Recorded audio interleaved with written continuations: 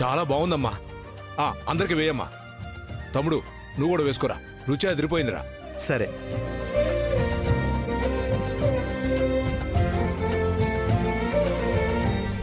ఆయనకి భోజనం ఎలా తీసుకెళ్ళాలి?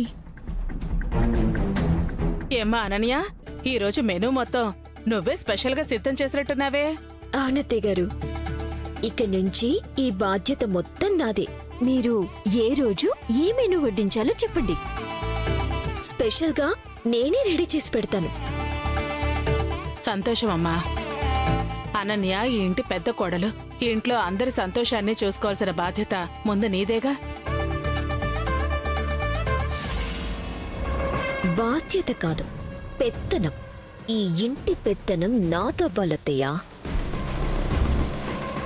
ఒరే అబ్బాయి, ఏదో ఆవేశపడి అందరూ రిజెక్ట్ చేసిన అమ్మాయిని ఈ ఇంటి కోడలుగా తెచ్చుకుందామని అప్పుడు అనుకున్నాం గాని, చక్కటి బాధ్యత తెలిసిన అమ్మాయిని ఈ ఇంటి కోడలుగా తీసుకొచ్చామని ఈరోజు మాకు చాలా హ్యాపీగా ఉందిరా.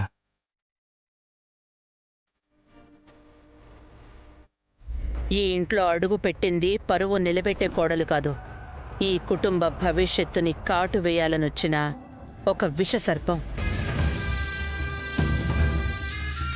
అత్తయ్య గారు, ఇదిగో మీకిష్టమని తోటకూర కూడా చేశాను, వేసుకోండి.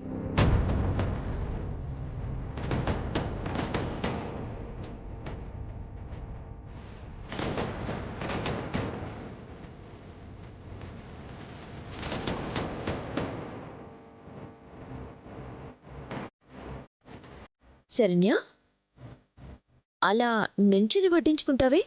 అవును, మరిది గారు ఇక్కడ? ఈ భోజనం ఆయనకే అక్క.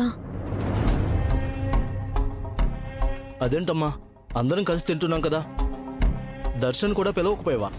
మావయ్య గారు ఆయన ఏదో చాలా ముఖ్యమైన పనిలో ఉన్నారు, అందుకని నేనే భోజనం తీసుకువెళ్తున్నాను. అవునా, దర్శన్కి ఎప్పుడు మా అందరితో కలిసి తినడమే ఇష్టం. ఇదేంటి కొత్త అలవాటు? ఏమ్మా, నువ్వే భోజనం తీసుకెళ్తున్నావా లేదా దర్శనే తీసుకురమ్మన్నాడా? వారే తీసుకురమ్మన్నారు అత్తయ్య గారు.